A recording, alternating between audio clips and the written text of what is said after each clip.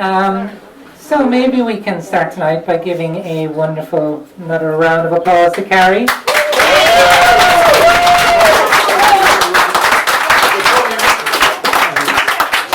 Carrie, I don't think I got to say 2 words to you yet tonight, but that was wonderful. That was lovely. And again, I think I've seen your work for many years now. I remember seeing Bingo. I remember, doing a writing course at Table about too many years, and I want to count to this point. And you're just fantastic as always.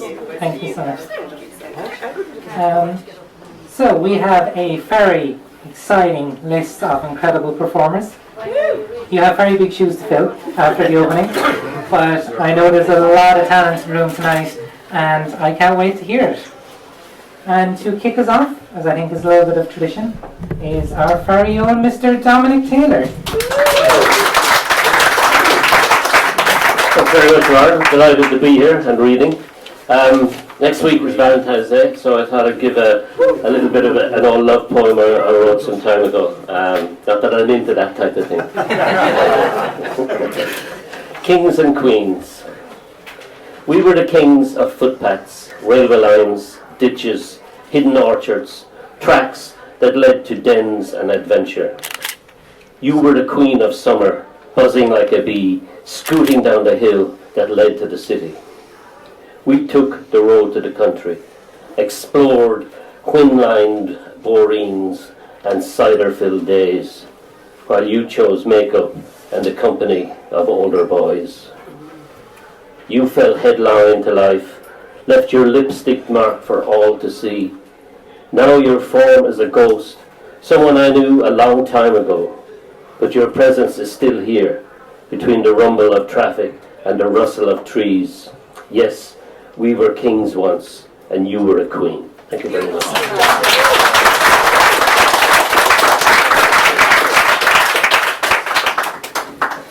You're a hopeless romantic, really, Dominic. I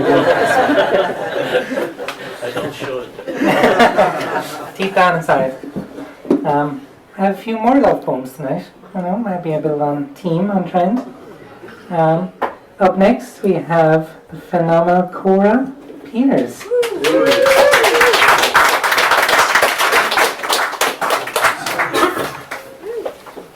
Thanks, Sarah. You're very welcome.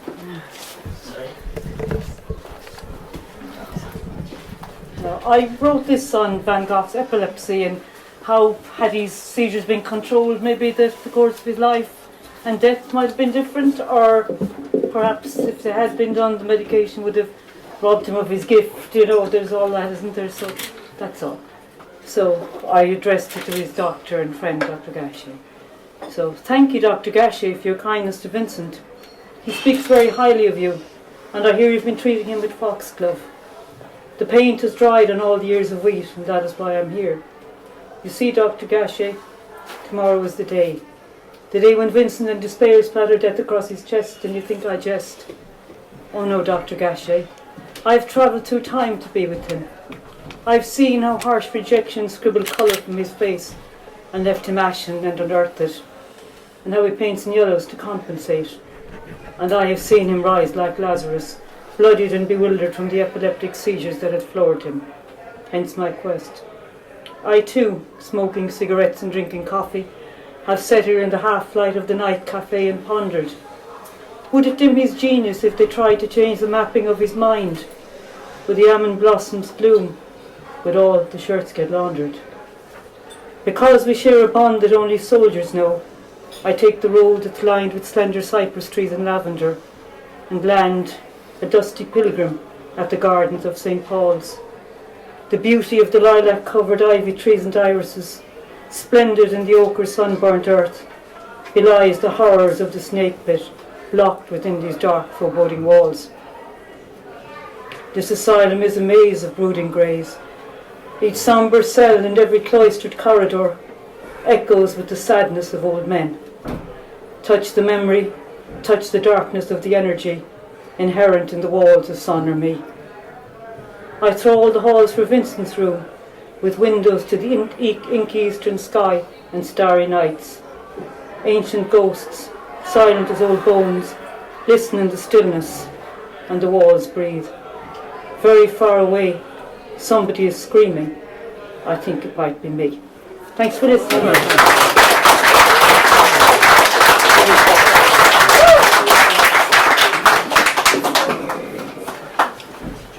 We're starting the night off with a very high standard tonight. Yeah, good.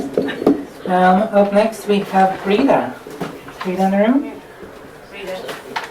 Oh, sorry, dear.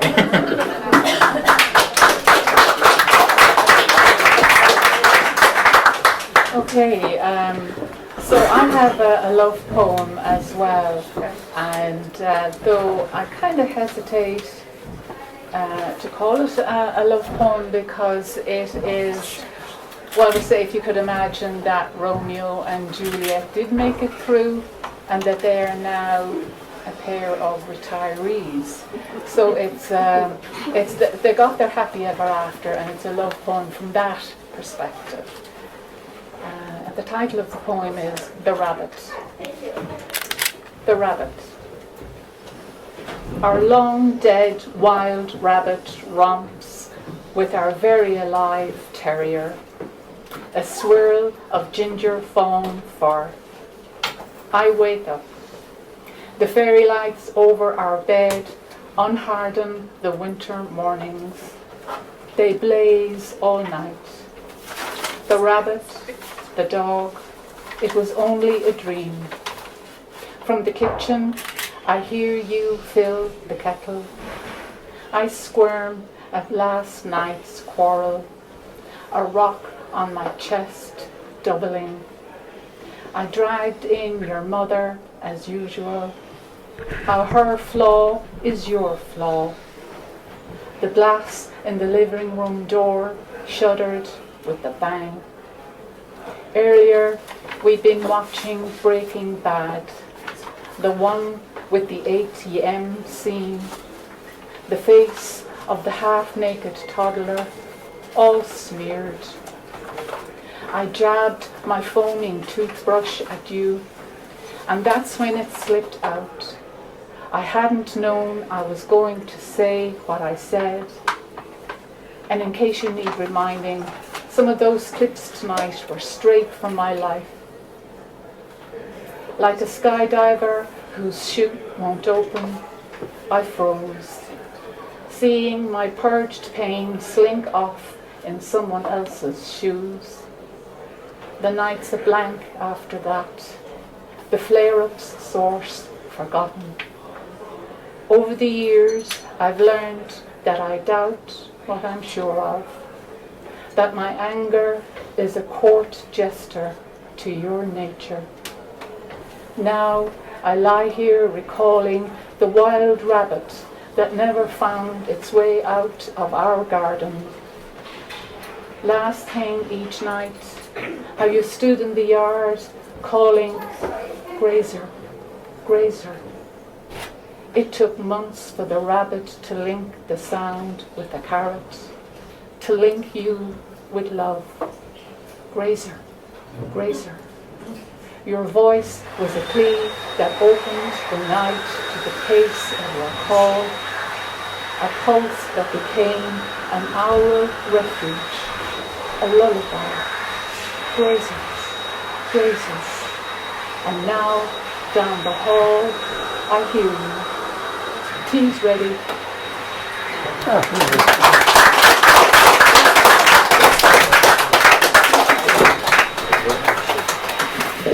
That was beautiful, Rita. Thank you so much for that.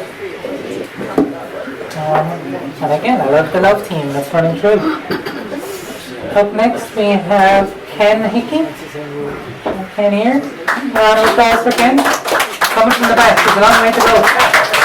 There's a traffic jam in the middle.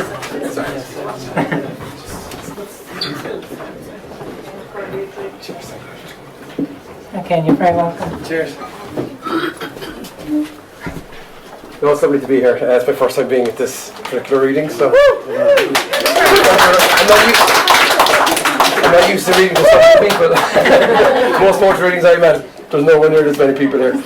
So just to put this into a bit of context, I've basically been working on a poem for about the last 2 years. It's a long poem. It's gone on for about 40 pages now.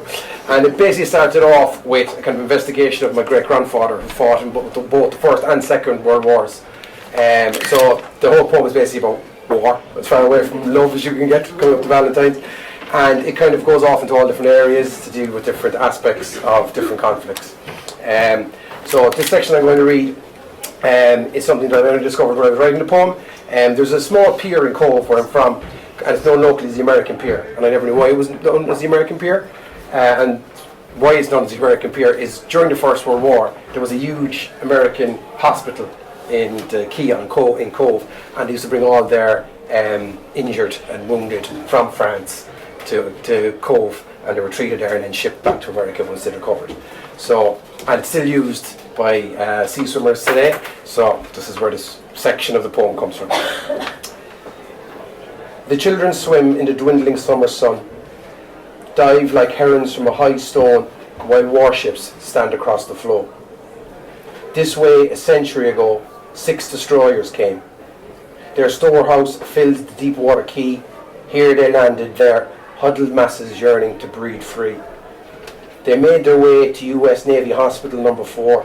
City girls took the train to see exotic boys who spoke with the taint of foreign lands, the new world. We will drink a toast to the holy ground and the girls that we adore. Now, beneath a Ukrainian flag silently fluttering, sea swimmers slip from the slow, shattered rock. Immersed in the chill of the harbour's pale dead, history and memory are lost to the cold. Wilson's children took their corpses with them as they left this fair shore, the fabled land of their kin, destined for old colonial soil. Now, where swans swim in summer, the pier is left to time.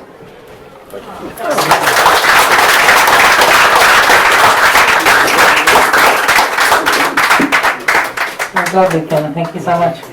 I'll be honest, when you mentioned 40-page poem, I do want to hear more, because we have a lot of people to get through tonight. But it is kind of cool when you said it. I know a lot of people here are poets. I know, like myself, a lot of people here have gone to a lot of poetry readings around Ireland, a lot of different counties, a lot of different places, and you don't usually get this many people.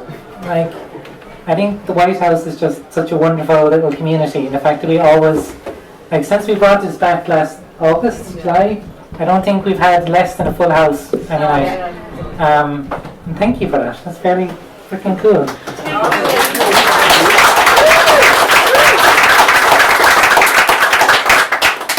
Up next, we have Sheila Casey Jones. A round of applause.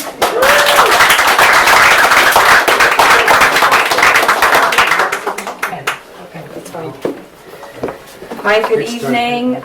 This is my first time doing a reading. Be gentle on the virgin who's across the border from Cork. So, and thank you, Ken. I got lost outside. I was travelling around for about 5 minutes on my phone. Google Maps not working. And lovely Ken. And I have to follow you. Great. Thanks. Right. Be gentle, guys. So, my first piece is Heartbeat.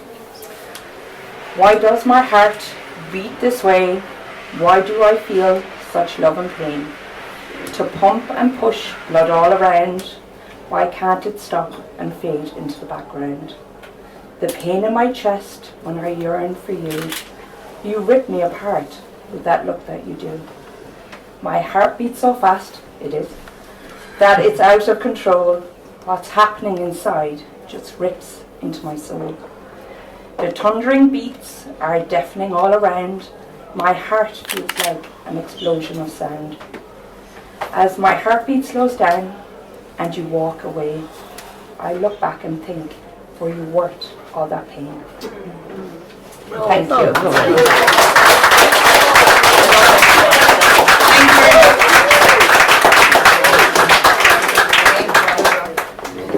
Thank you so much, Sheila. And I love that we've some like new readers. You know, it's I love old readers too. No, I'm not saying anything bad. I promise. Come back. Come back. Please come back. Please come back. I'm sorry. I love having you all here. I know just mentioned that, and I want that to keep happening. But it's wonderful to see like lots of new people coming too as well. It's just great to see all the mix of news stories. Up next we have Mr. Anthony Lenahan.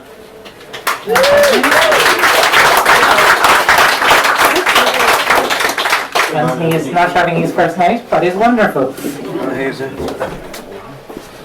Thanks, Lauren. Kieran too, he is a sculptor who he works a good bit with bog oak, and last was in the autumn anyway. I'd never been to Portdunna Workhouse, maybe some of you have been there, but it's a sobering experience. And when I was there, he has a collection of bog oak, and one of them just triggered a memory which led to the following few lines, which is called Surplus People. Surplus people. Am I 14, maybe 15, going down a long corridor with my mother in Our Lady's Mental Hospital, Ennis. We are going to see Jimmy A. He is sitting on the side of his well-made single bed, flanked by ordered lines of similar beds. His room is high-ceilinged, darkened. Is he crying at us or with us? Take me home, please take me home. Downstairs in Portdunna Workhouse Museum, I find a finely crafted bog oak sculpture called Surplus People.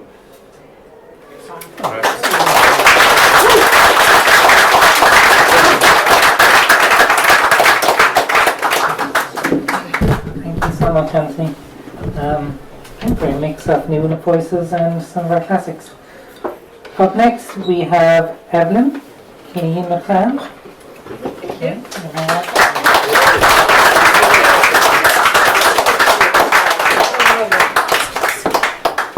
Thank you very much, everybody. This is my first time to read here as well. So just in the background to this poem, it's actually dedicated to the late Robbie O'Connell from Limerick. I live in Limerick myself, and this is one of my poems taken from my first debut book that I wrote a couple of years ago. So it goes like this. It's called Kit Kat Sandwich. A story told to present day that it was in the month of May. The match was over, the home side had won, so off to the pub to have some fun. Up at the bar the brothers lined up, 1, 2, 3, 4. We've won again, the oldest roared. Pints of Guinness were ordered first, salty white pints to quench our thirst. Continued to drink, wanting more and more, when singing and music they took to the floor. Then story after story was wittily told, contributions made from young and old. With the help of the Guinness, they laughed aloud, when you never saw such a lively crowd. Conversations continued between barman and boys, until rumbling stomachs caused quite a noise. A lively character stood up to announce, "And now tasty sandwiches what you need, shall come up to my place and I'll give you a feed." They jumped up off their stools with a sudden bounce. They moved quickly, there was no delay. "Follow me up the lane," they heard him say. In his sparse sitting room he sat the lot, then off to make sandwiches and tea piping hot. Searching cupboards and fridge, no food could he see, for the wife was on holidays. Do you understand me? The cat came into his mind, so out to the garage where he knew he would find Kit Kat food grabbed off a wooden shelf, some brown chef sauce and some old-fashioned elf.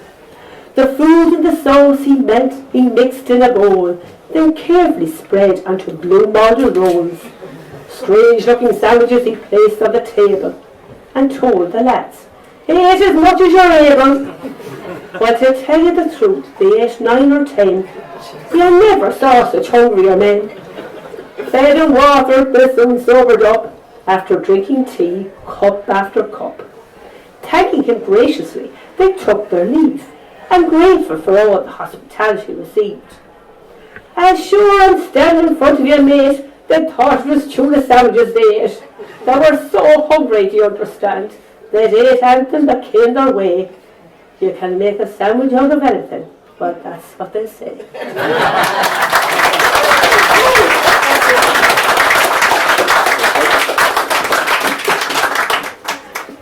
Evelyn, can you hold up your book there for a sec? I think that's a really good title for it. I Love You Because, the poetry collection. Very on theme. That was very good. And again, I love so many new voices, so many people in the Whitehouse performing for the first time. Evelyn, Ken, Sheila, someone named Dominic Taylor. I've been here once before. Up next we have Mr. Martin Murphy.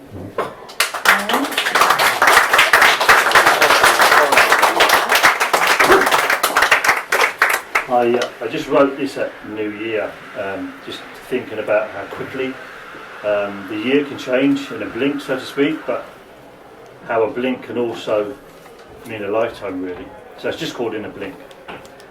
In a blink, 23 becomes 24, but then blink, a child is born, gets an education, carefree in life. Blink, responsibility dawns, love, life and mortgage. Blink, parenthood, unbridled pride, the first exposure to real loss. Blink, great career, success and popularity. Blink, failure, depression, aches and pains, and poverty. Blink, inspiration and creativity, the poet has arrived. Blink, a young man looks in the mirror and sees an old man staring back at him. Blink, you're looking down on a grieving family standing over you. Blink, darkness, and all of this also in a blink.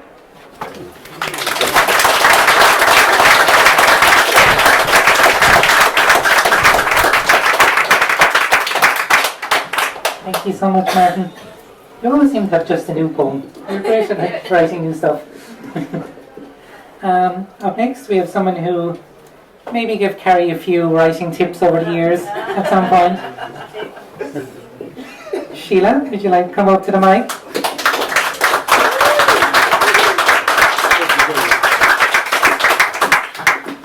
Thanks. I have a poem, it's for Carrie, and I'm Carrie's mammy. And my mother used to read here, so she'd be very proud to have seen Carrie tonight. And this poem, I was talking about listening to the babies in June that were dumped into the septic tank, 400 babies.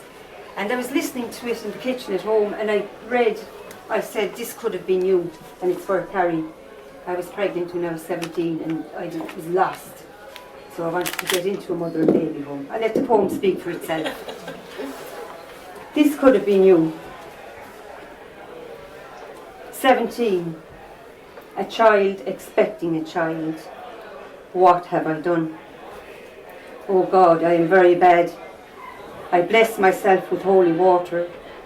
The Angela's bells are ringing out and I am ashamed. Choking back my tears, tormented with a pounding headache locked inside. I have no one to talk to. Who can I trust to keep this secret? My mind is uneasy, so I plan on running away. In search of help, I purchased the Limerick Leader, searched the adverts, nothing. Where can I find a mother and baby home? How will I get there? How naive was I back then to think that I could keep you hiding in my womb? And to run away to a mother and baby home, just vanish? To think that I could rear you on my own, keep you safe, find a job, make a home? To think no one would miss me, but your teenage daddy, just 16 then, intervened, refused to let us go. 'Tis my child too, he sobbed, teardrops flowing down his baby face. He held my hand and on bended knee he pleaded, please, please, marry me. I told him no, just fucking go. And kicking up a fuss, he told our guilty sin. Concealed for 6 long months, just spread like fire around the town. Our parents said, sure, it would be no sin if we got married. So we got to name you. to keep and love you, took you home all snuggled up in pink, placed you in the Moses basket tucked inside a comfy cosy toes in the alcove, safe and sound by the red coal blazing fire. There, our premature little titch, you slept and thrived, and I was safe. Safe to learn and make my own mistakes outside those stone-cold convent walls, far away from starched-faced nuns with holy rosary beads, who knelt, adored and prayed before the Blessed Virgin Mother, who each day punished girls in labour, who washed and scrubbed the holy vestment stains. Drenched in beads of sweat, the fear of God curled in swollen bellies, as they were called sinners, whores and dirty trollops. Brand named mother and bastard, insults from those very holy nuns, the ones who claim to be the brides of Christ. Gurmil Mahagud.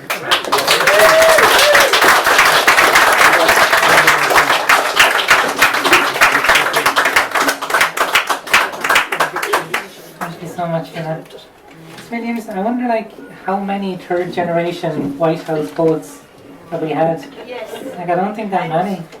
We have grandchildren who are jumping up out of the seas now.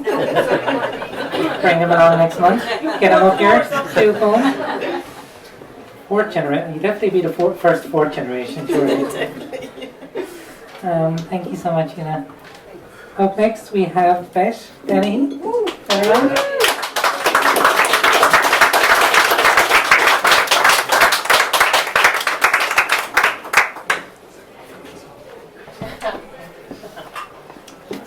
Thank you. Welcome.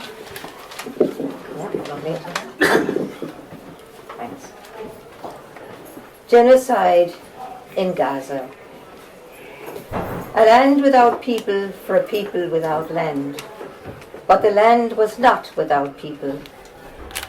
750,000 Arabs violently displaced. Al-Nakba of 1948. Sovereignty and return of stolen lands stymied by Israeli zealots. Occupation, apartheid, banished to a narrow strip of land, Gaza. Cold-blooded punishment, imprisoning over 2 million people. October 7th, Palestinian violent eruption to focus the world on their plight. Around-the-clock bombing, Israeli revenge. Thousands injured, killed, and buried beneath rubble. No one spared. Despairing parents carrying dead infants. Famine and disease follow callous denial of food and water. Genocide in real time before the eyes of the world. This war will end, as all wars do. Israel, where is your soul? Groupthink snarled in collective mind, without conscience, without heart. Violation of decency for a pipe dream.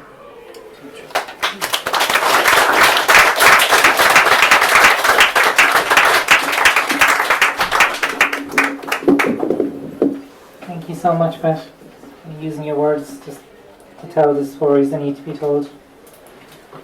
Up next we have Rachel Stanley. Hi, Rachel.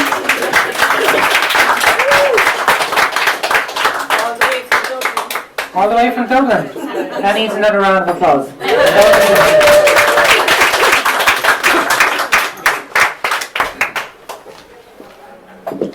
Thank you very much. It's lovely to be here again.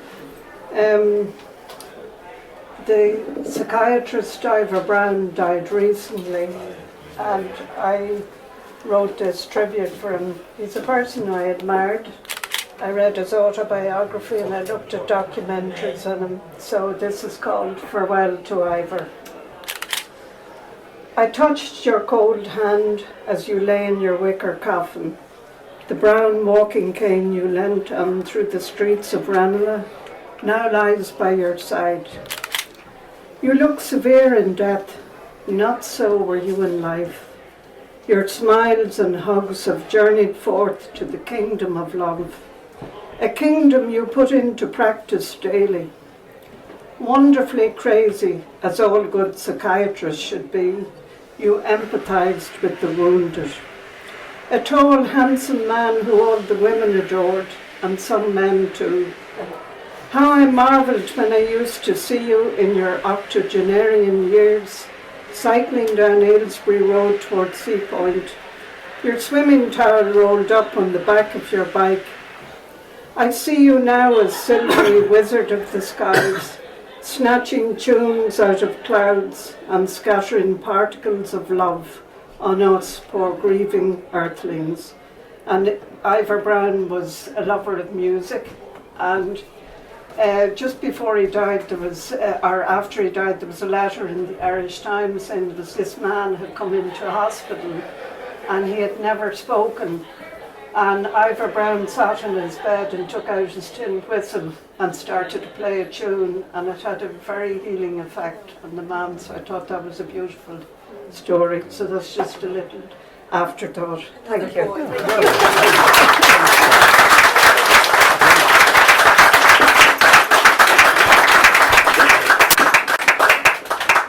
Thank you so much, Rachel.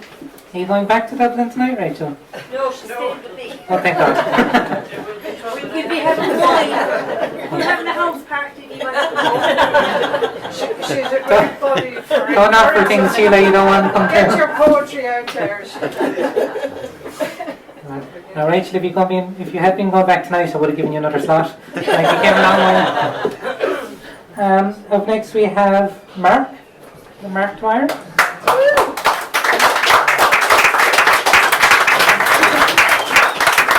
Good evening, everyone. I'm another first timer this evening. There we go. Right, so this is really short, so I'll be gone in a moment. And it's a poem about poetry. I don't know if you can hear me. The sound is really bad, but yeah. Okay, so right. So read this. Read this, she wrote in a test on the page, indelible. Read this without an echo. The voice was hers. She heard it in the shape of the D, in placement of the dot in the I, in this.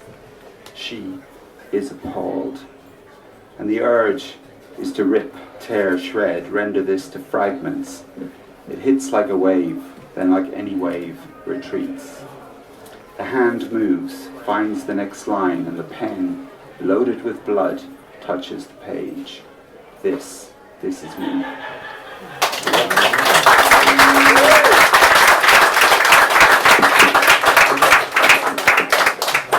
Thank you so much, Matt. Another first timers. Can people hear okay? Yes. I think it's fine, but I'm probably not the best judge and I'm standing here. I just noticed we kind of have a packed list tonight, and on top of having a packed list, my list goes 10, 11, 12, 11, 12. So we have even more people than I thought we had. So we'll try and avoid maybe 2 long pieces, but that's perfect. Up next we have, I think, one of the Whitehouse's finest beards, Mr. John Hinsmith. There is competition, but that's right.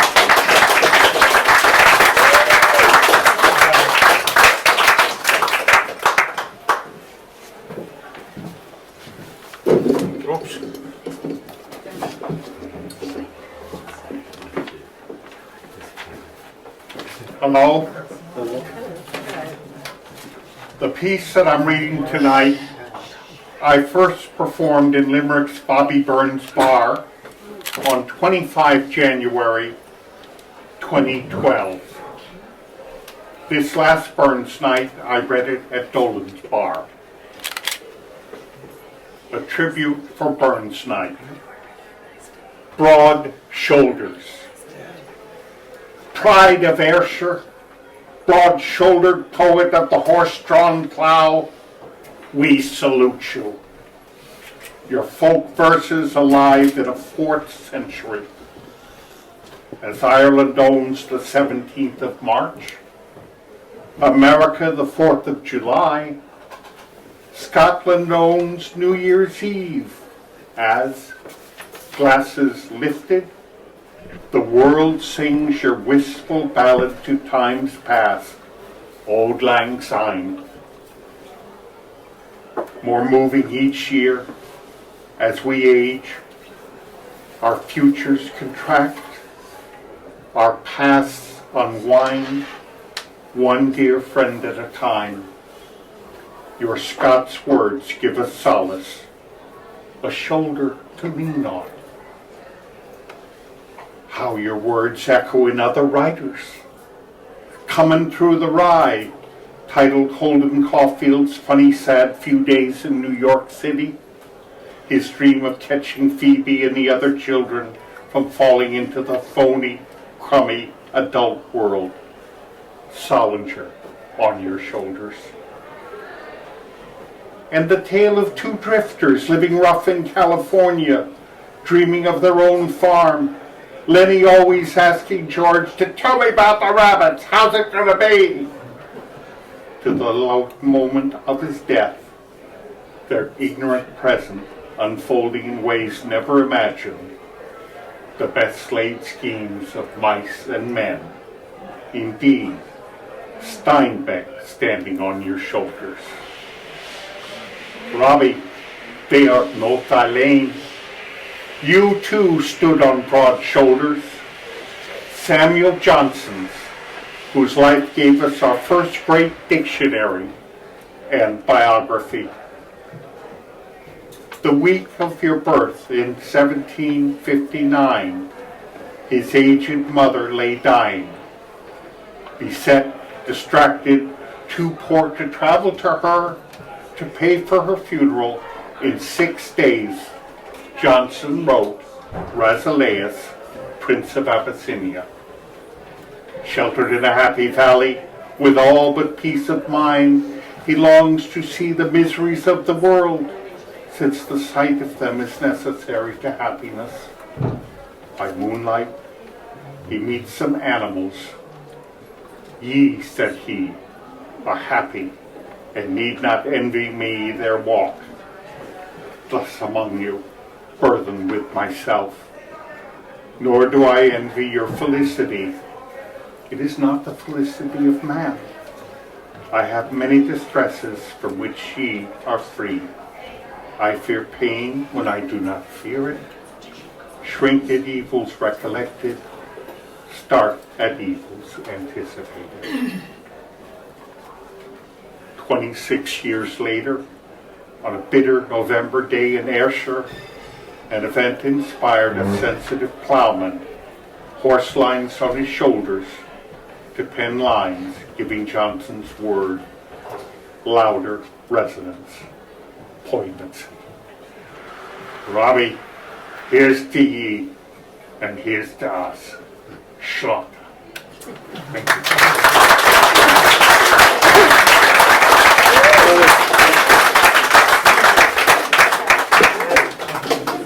Thank you so much, John. And up next we have Lochper's favourite son, our one and only very own Shanachie, Mr. John Carew.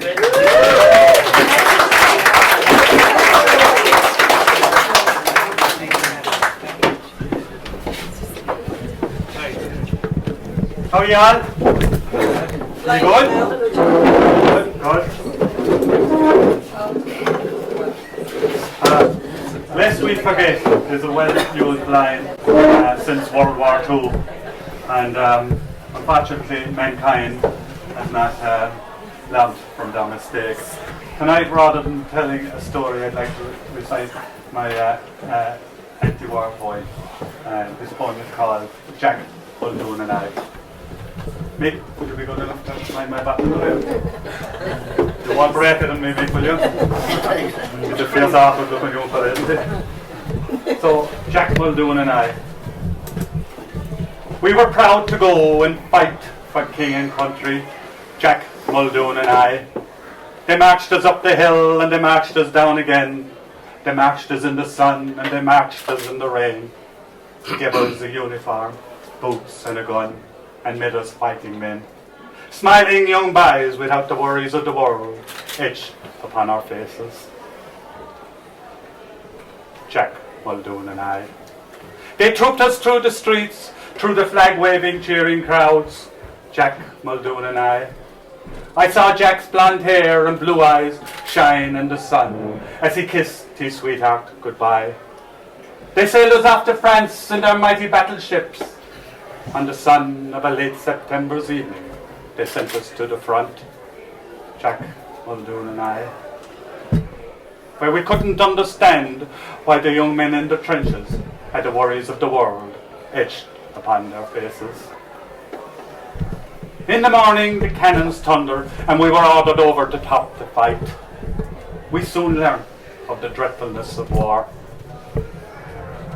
We realized that death on the battlefield was different to the death that we had known at home, where old men died in their beds, their faces powdered up, their bodies neatly boxed, and sent on their way to heaven. We killed our first young German boy together, Jack Muldoon and I. We left him with a hole in his face where his blue eyes ought to have been. We tallied our dead. They replaced them with more young men who couldn't understand why we had the worries of the world etched upon our faces. September sun soon gave way to October rain. The mud of the battlefield stained red with the blood of our comrades and our enemies. We realized that the beauty of the human body was just a camouflage, just a vessel to house blood and guts, not a tabernacle for the soul. Even the brain, the most powerful tool in the world, was just a ball of squishy sinew. So we fought and stayed alive the best we could, Jack Muldoon and I. October rain was easy to the cold of November. Our boots froze hard from frost, our bones ached from the bitter wind. And yet we fought and killed young German boys, the worries of the world not yet etched upon their youthful faces. And we survived those dreadful days, Jack Muldoon and I. Christmas Eve brought an Arctic chill to the trenches we called home. In the morning, our battlefields cleansed by a blanket of white snow. Christ the Saviour was born. Had he come to deliver us from our living hell? Could we go home to our mothers from the anguish of this abyss? But the cannons roared, and we turned the crystal white snow blood red. In the evening, as dusk began to fall, our day's killing almost done, a bullet found Jack's brow. A trickle of blood tarnished his blue eyes, and I knew that a tiny bullet hole in his forehead would leave a gaping void where his blonde hair ought to have been. So I cradled him to my breast, and I prayed, please God, leave a stray bullet find my heart. For I knew we'd never soldier again together, Jack Muldoon and I. The minutes turned to hours, hours to days, days to weeks. And yet I fought and killed young German boys. My childhood fantasy of being a mighty warrior, a knight in shiny armour, just an illusion now. For all I had become was a killing machine. So I fought and killed young German boys until they said, that's enough killing for now. It's time to have peace. They sailed us home in their mighty battleships, hung medals on our chests, and marched us through the streets. The people stopped and stared.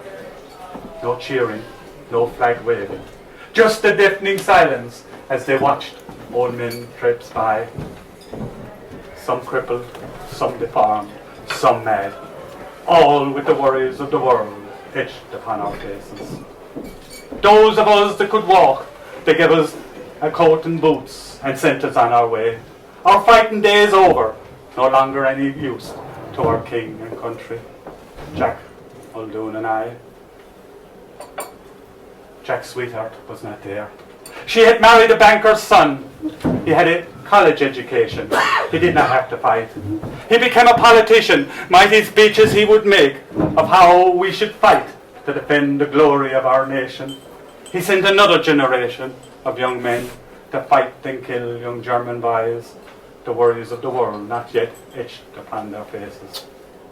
His sons, they did not have to fight, for they too had a college education.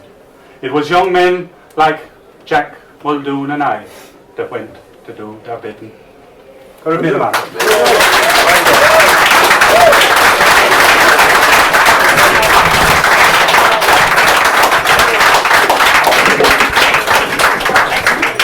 Thank you so much, John, for that. Up next we have Tommy Hanley. Hi, Tommy.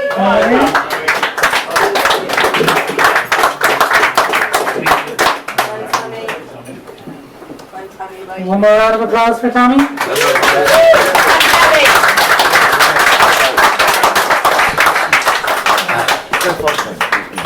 First time meeting here? Yeah, right. Will you go off, Tommy? Get a hammer. Project Tom. Anyway. I've been told it's Tommy's first time meeting in the Whitehouse this month.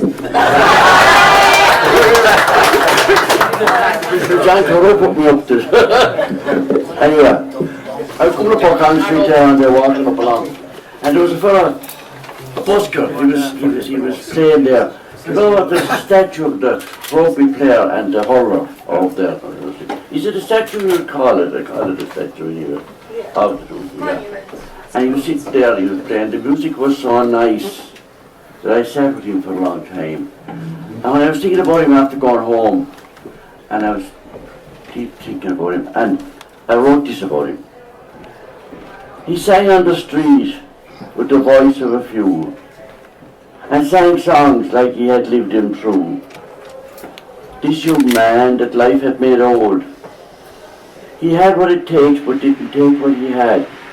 The story for many so true. If only he changed what is to what if, I'm sure he would be someone that everyone knew. I wonder what is the link and the chain that eluded him to. But he sang his songs with dreams in his eyes and a few coins of fame at the toe of his shoe. Thank you.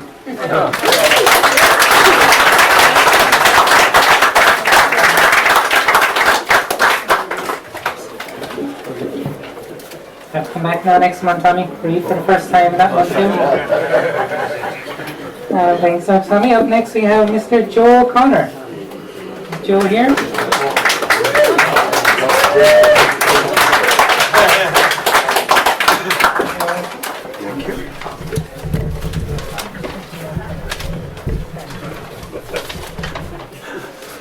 I wrote this piece last June. It's called Roses. My mother died a long time ago.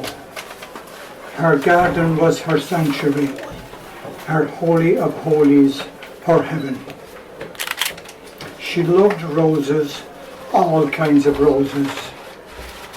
Peonies were her passion, peonies were her prayer. In May and June, her garden always in bloom. Rainbows of colour shimmering, glimmering everywhere. Fragrances sweet and delicate, softly, silently scenting the air. Psalming her pleasure, psalming her prayer. I visited a friend's rose garden today, and I felt and smelt my mother everywhere. Thank you.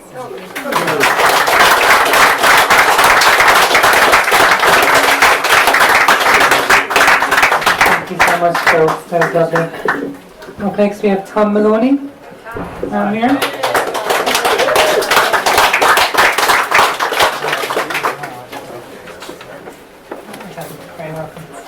Hi everyone. I have nothing of my own this evening, but I brought in, actually got out of the library last week, A Necklace of Wrens by Michael Hartnett. It's, he has an Irish and in English, Mahfad. So this is, the first one is, I'm going to read the title poem, which is A Necklace of Wrens, in Ireland first. On Minka Drolini. I mavokil og, fador, daim si a snad. Bhí na garcaigh lúfa fásta is iad ag scrad. Dairigh siad is hirling a ríis mocht. Ormsa bhí muinca clúibh sa bhanéir fluch. Níor gine mé ach géir crín ná cadan cloch ach bhí óntas crú ná bhra siad ag bóla faoi mocht. Bin an lá hirling ceart a élín ómós. Is the ág a nagna furba orm ná leithsach fós. And in English, A Necklace of Wrens. When I was very young, I found a nest. Its chirping young were fully fledged. They rose and realighted around my neck, made in the wet meadow of a feather necklace. To them I was not human, but a stone or tree. I felt a sharp wonder they could not feel. That was when the craft came, which demands respect. Their talons left on me, scars not healed yet. Okay.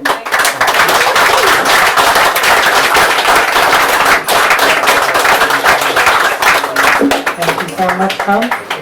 So we've had a Tommy, a Joe, a Tom, and now another Joe. Up next is Mr. Joe Healy.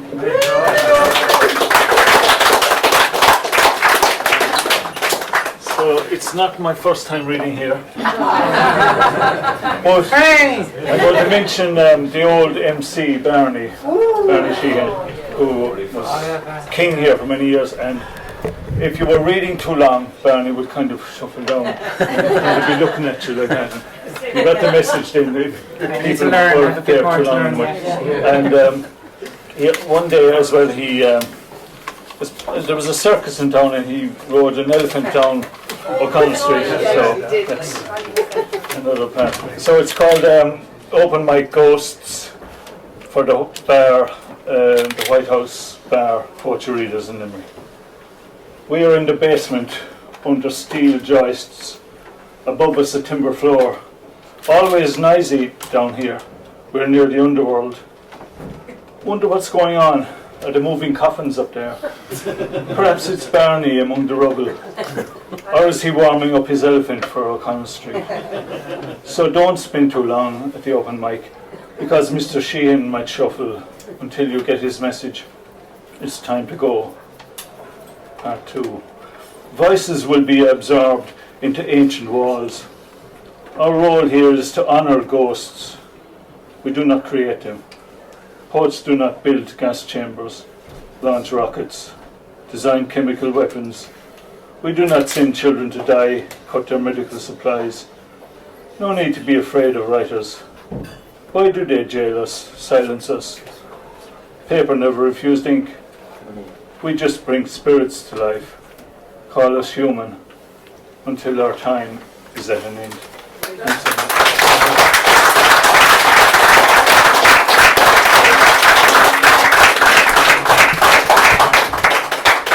Thank you so much, Joe. I will practice my shuffle. Keep an eye on some people. So up next we have Mick Lacey.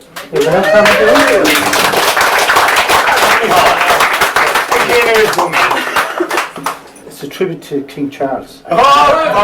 King Charles. And this is a poem. There's a friend of mine, Karina Gabor. She came to the White House and she was very impressed with the poets.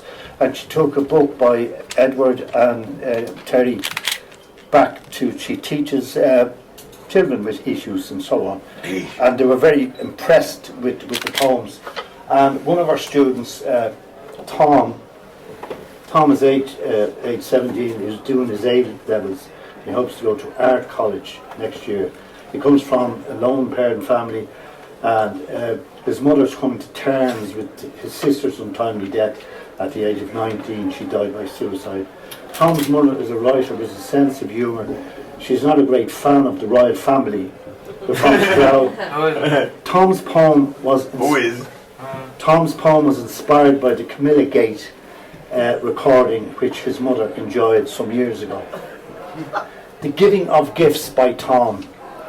So what sort of gift would you give the king now he's finally on the throne? Funny expression, on the throne. My dad used to call the toilet the throne. Is Tom still on the throne? I used to hear him say. I'm sure it caused my childhood constipation. Anyway, King Charles, what would he like? What do you give the bloke who has everything? A 21st century sense of humour, perhaps? Slapping it, John. A crown made of marshmallows, I heard he likes them. A heated toilet, a gold phone to call Camilla. The possibilities are endless. But if I were doing the choosing, I think I'd go for a box of Tampax.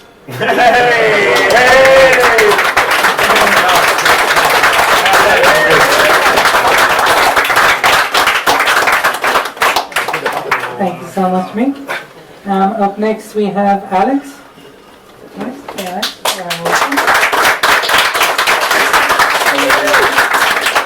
This is also my first time at a poetry reading. This is a very short poem I wrote dedicated to a dear friend of mine. Kindled storm. A rainbow peaks over grey clouds. Wearing your mother's blanket in an eye-clearing mist. The sun is out, but the vibrant fog is thick enough to feel like raindrops. The bleeding hearts bloom with joy. Thank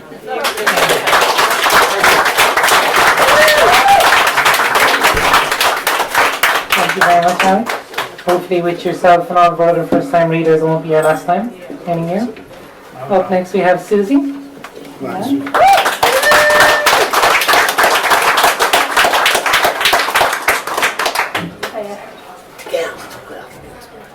This is a short one. I haven't given it a name. I loved the truth's cold face, far less than shining masks. I wanted my mirage, and moved away to seek an older point of view, since I knew better now. Retreating then to see right through my old glass darkly, I lingered only for its sweet distortions, wished those heady things to life.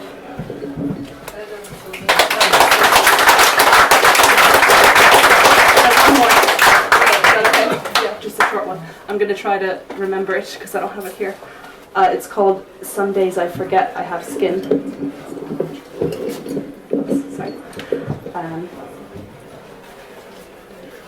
You carry your weight in guilt, but you don't believe in God or sin. Not really. You definitely don't count sins of omission, like the time you fell out of love with me and failed to mention it.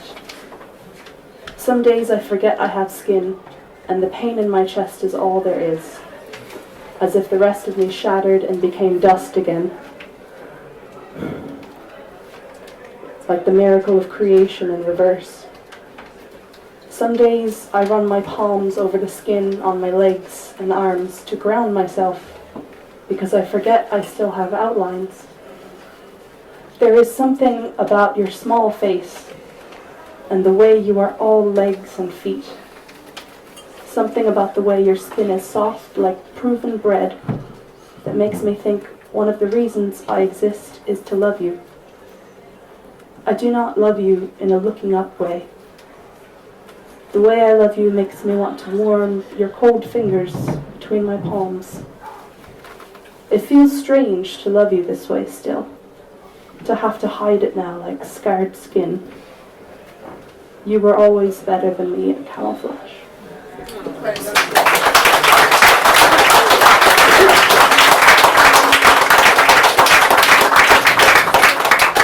Thank you so much, Susie. Wonderful as always. Up next we have Mr. Tommy Collins.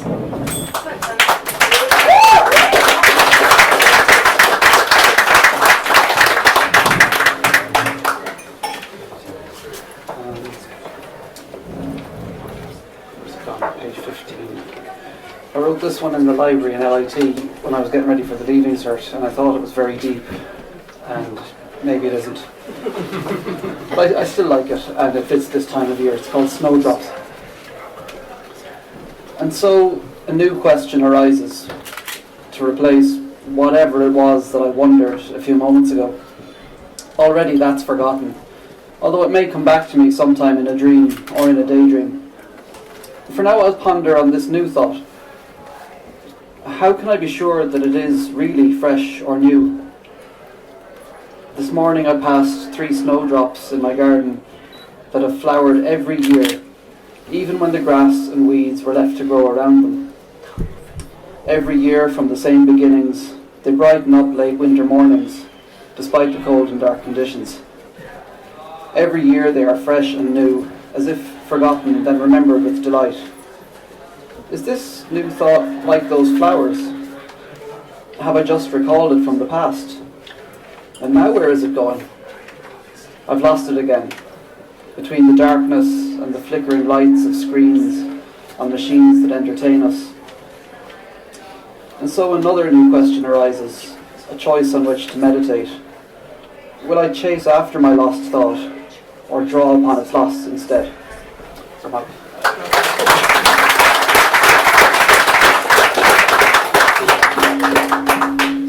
Thank you so much, Tommy. Up next we have Justin Herbert.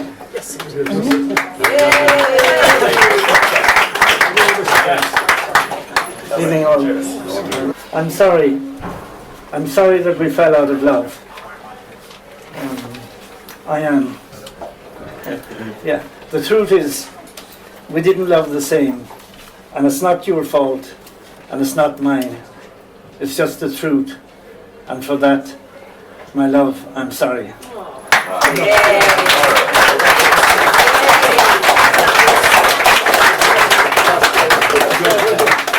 Thank you so much, Justin. Up next we have Mr. Tom Muldowney.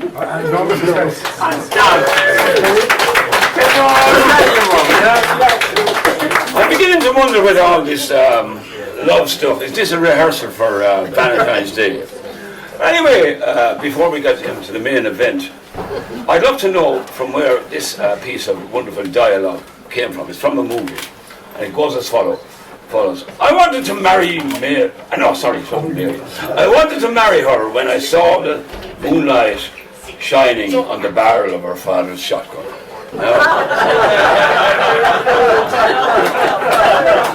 Yes, indeed.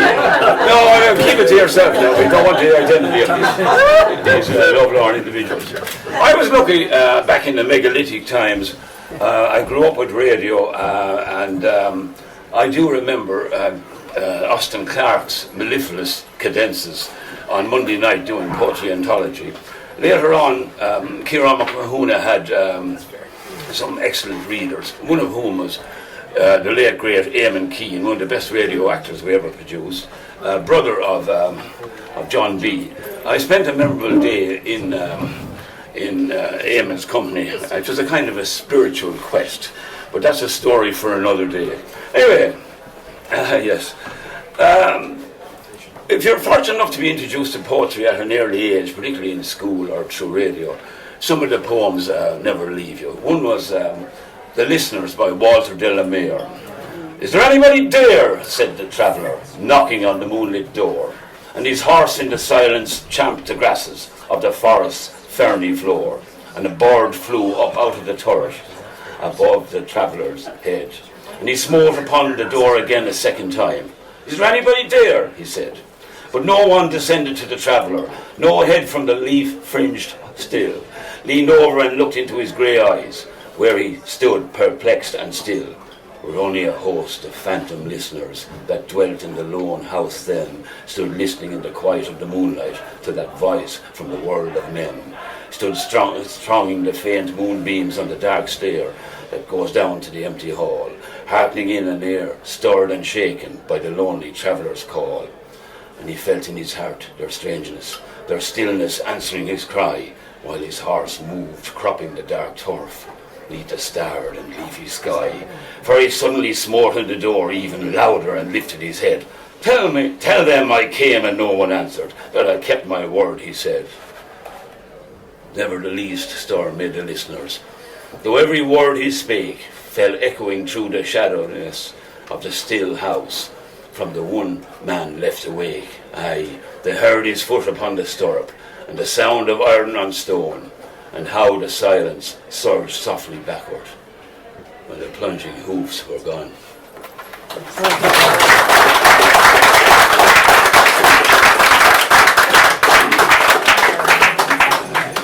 Thank you so much, Tom. That was very short, Tom. Your short performance, Noel. I don't want to spoil it. Up next we have Francis. Here.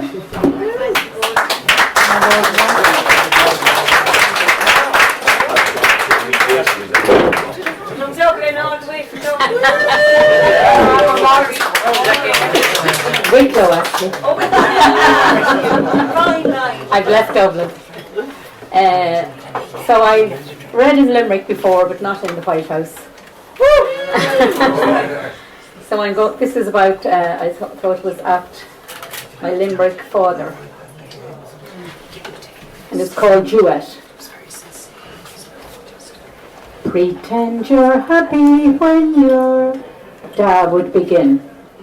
Blue, Ma chimed in. In Gilbert and Sullivan opera, he sang soprano as a boy, entertaining cinema goers every Saturday in the Savoy. Soloist in the musical society, church choir and barber shop. Melody made him drunk, he never drank a drop.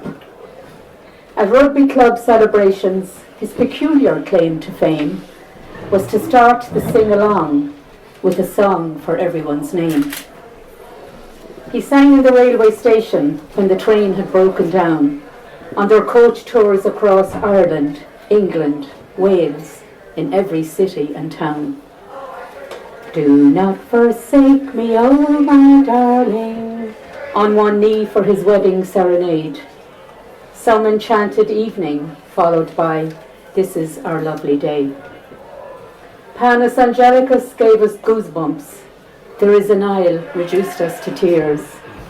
Goodbye from the White Horse Inn had us on the dance floor all those years. God keep you is my prayer. He held her hand without regret. After 56 years in harmony, they had reached their final duet. And still, the only note she knew was blue.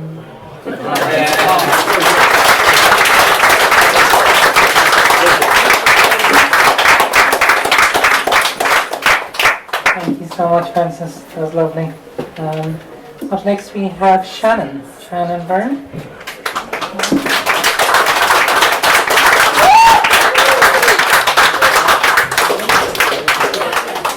Hi, how are you? This is my first time too.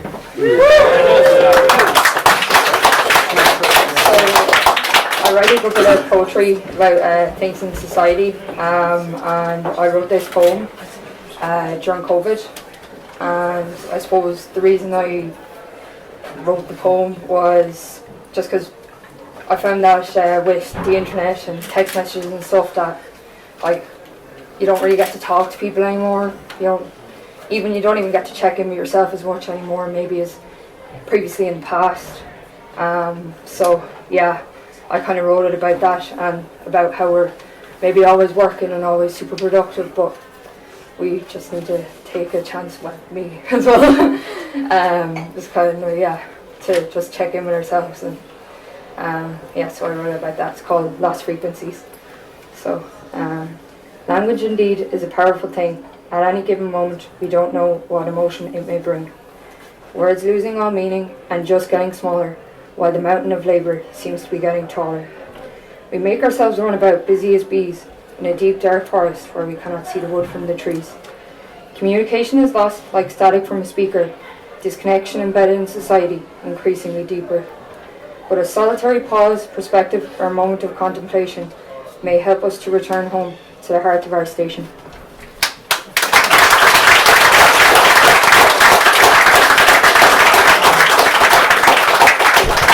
Thank you so so much, Shannon.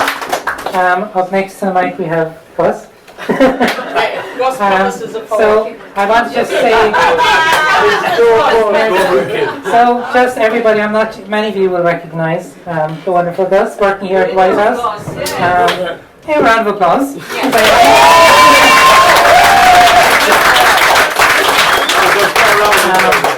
Gus has been very, very kind to us, I think, as a group for the last many months, God, I can't even count anymore. Going the extra mile, giving Marion his number, God love you.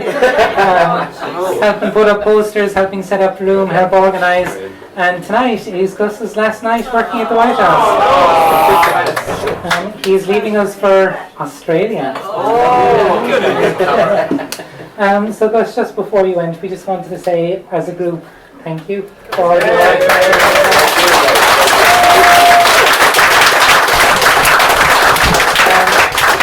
I'm not going to put you on the spot tonight, but one day, I want you to promise me, you'll come back to Limerick, to the Whitehouse, and do a poem. Absolutely. I absolutely will.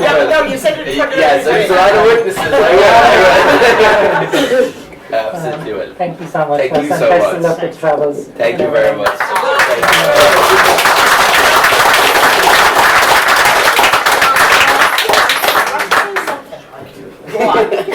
So again, just to say thank you so much. I'm not the best person out for public speaking, but I just want to say thank you guys so much. I've been seeing such vast amount of people coming in here, and it's kind of building up more and more. And even tonight, you can barely even host it. So it's just great to see it all kind of tradition coming back into the Whitehouse, and we're delighted to have you here.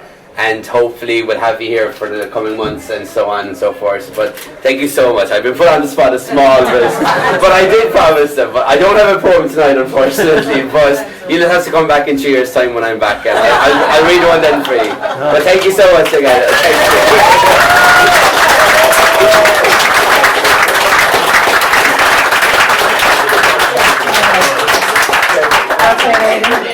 Not putting pressure on anyone, but if anyone's buying a drink off Gus later, maybe wants to give a little tip. On the road to Australia. I have a whiskey. And then our final reader of the night is Mr. Oren Ryan. I might have one like that.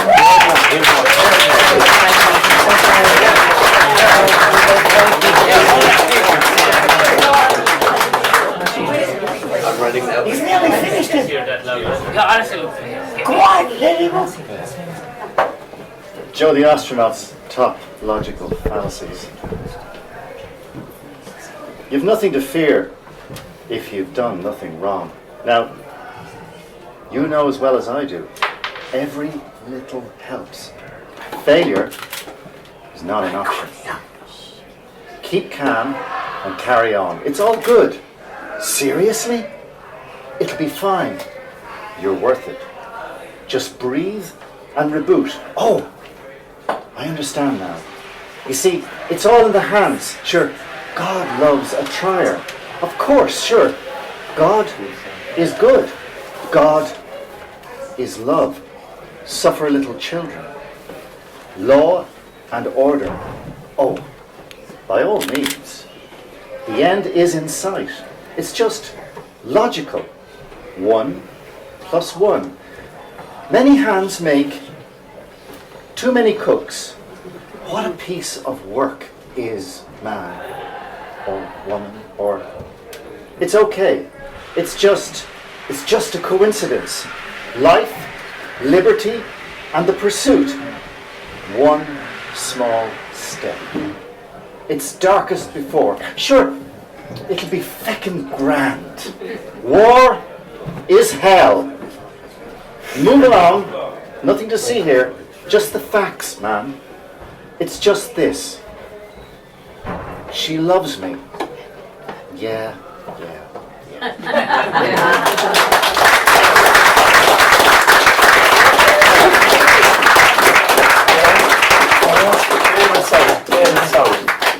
David South, do you want to come up for one last one? Okay, David South, everybody. Round of applause.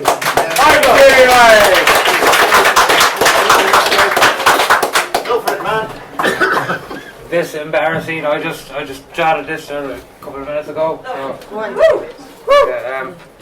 Un, deux, trois, quatre. 4 seasons there are, but which one shall I match? Pre-birth, before beginnings, love life, laughter, learning, heavenly hymns, beautiful singing.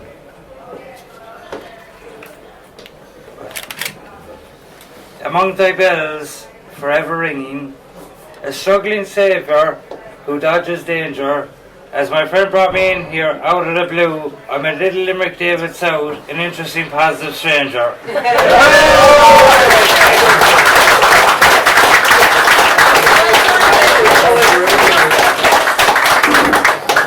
Thank you so much, David. Delighted to have you here. Thank you. My arm has been twisted, I think, one last time. Our final opponent of the night, Sorry. Mr. Stephen Roach.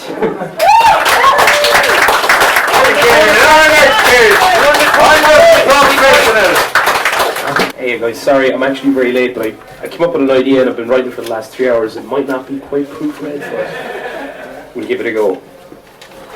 It's called The Crane. Ever since I was a young fella, I've been always into birds, from robins to swans, even pigeons. I wanted to catch them all, kind of like Pokemon, except I'd catch them on my camera. All legal, of course. Well anyway, let me take you on a journey, and how I got into loads of trouble, and the time I met my favourite bird, the crane. Another fine day for bird watching, eh Frank? Jesus feck, look what's in Mrs. McGuire's. Christ, she has some great tits. Look at them! Just look at them, Frankie. Red tits, blue tits, even cold tits. They're very rare, those cold tits, they're very rare. It's unbelievable. And she has them all. Must be something in the birdseed, I'd say, Frank.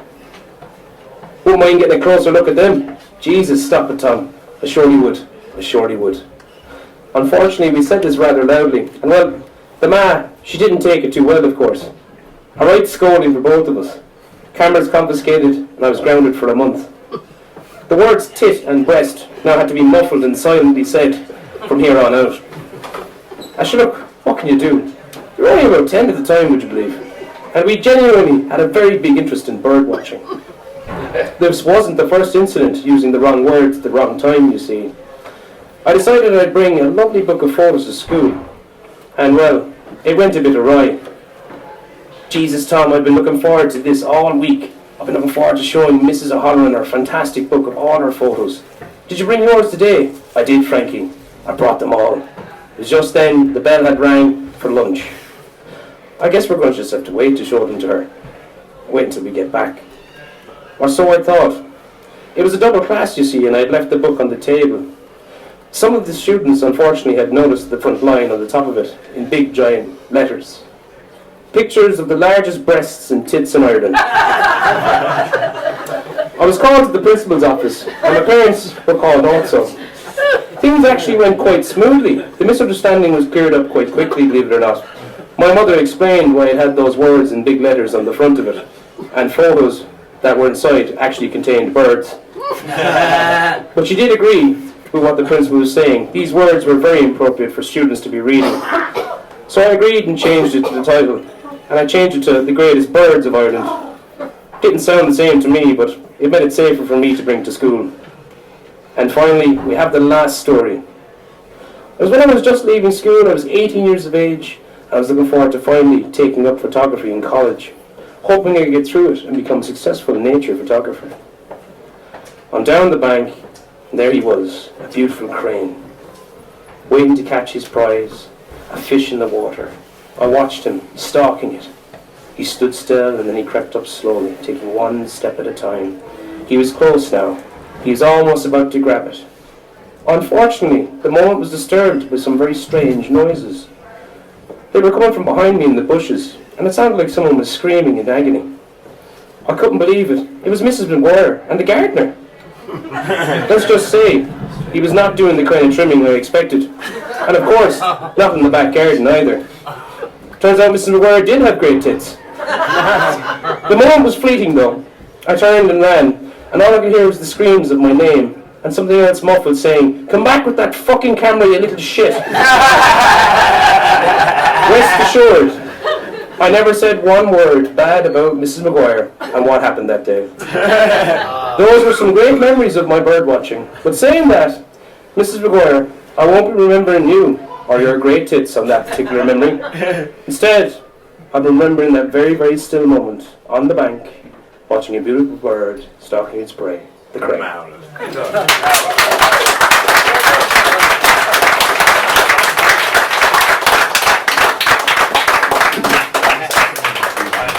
And that brings us to the end of the night. Alright. So, say a couple of quick notes. A big thank you as always to the Whitehouse and Gus in particular. Big thank you to you, the audience, for all your hard work tonight and for coming and keep coming. Big thank you to Dora, who none of this can ever happen without.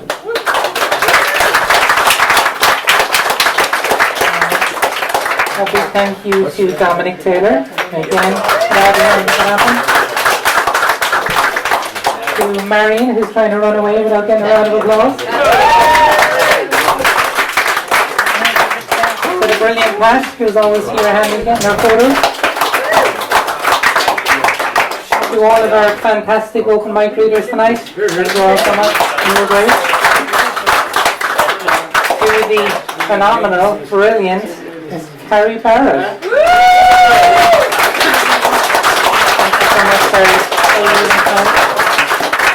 And I hope you will all join us once again next month, where we'll have Patricia and Moore performing the first Wednesday, shockingly, of March. So thank you so much, stay home, and we'll see you next month.